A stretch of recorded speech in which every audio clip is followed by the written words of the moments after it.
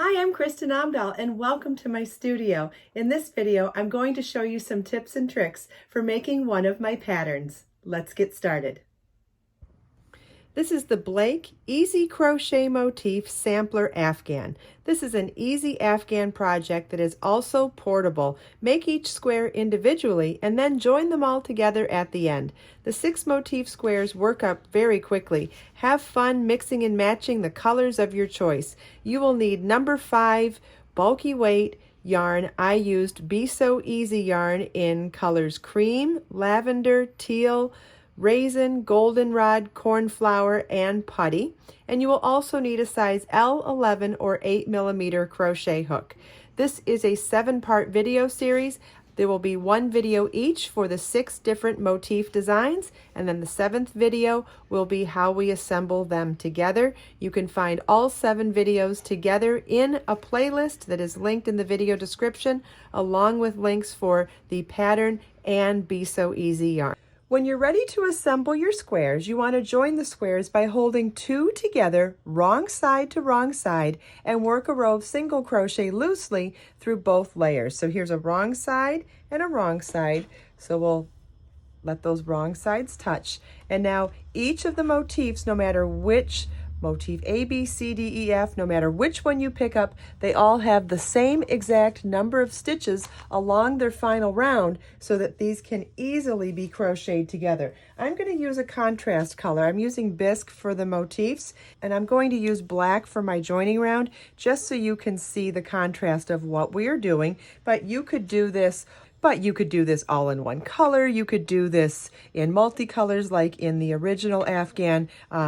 I just thought it would be easier for you to see what I'm doing by joining it with a contrast color. So I'm going to work 1 single crochet in each stitch and each chain space across. So these 2 chain 3 spaces, I'm going to single crochet into both of them together, then single crochet into the next double crochet on both motifs. And we're going to single crochet through the next double crochet on both motifs all the way across.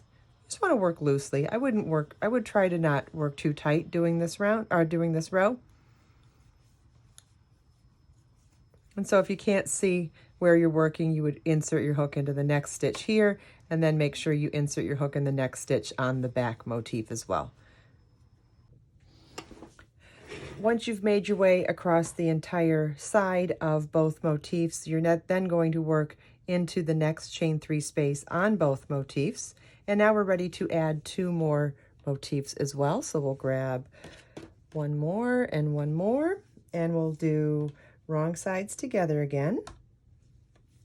Okay, so this is where we're going to, as we're adding on the next 2 motifs, we're going to chain 1 for the transition between these 2 and these 2, and then insert our crochet hook into the next chain 3 space on both of the next 2 motifs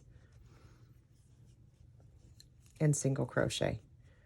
And then repeat exactly as we did for these 2 motifs as we did across here. 1 single crochet in each double crochet across, and then 1 single crochet in the next chain 3 space on both. And as we continue to add motifs, we'll work a chain 1 in the transition before the next set of motifs.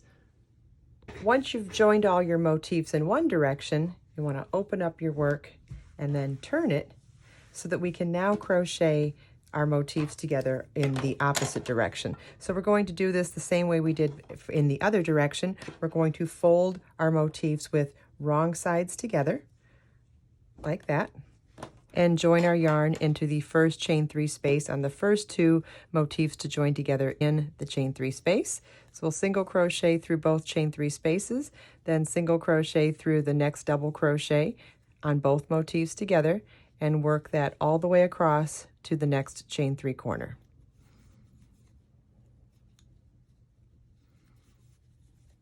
Okay, we've made it to our next chain 3 corner, so we're going to insert our crochet hook and single crochet through both chain 3 spaces together, and chain 1 to cross over the joining that we did in the opposite direction. Remember, we did a chain 1 between motifs, and we're going to do a chain 1 transition here too, so that chain 1 crosses over the other chain 1. And I'll show you what I mean when we open this back up again. So then you're going to work single crochet in the chain 3 space of the next 2 motifs, and then continue in the established pattern of working single crochet into both double crochets together of both motifs, and working all the way across to the next chain 3 space and continuing on in our pattern. So let's open that up so you can see that beautiful crossover.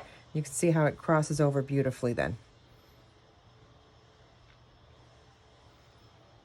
I hope you enjoyed this video. If you have any questions at all, please feel welcome to leave them for me in the comments. Everything we talked about in this video is also linked in the video description. Let us make time to create, share, and inspire today and every day. I'll see you in the next video.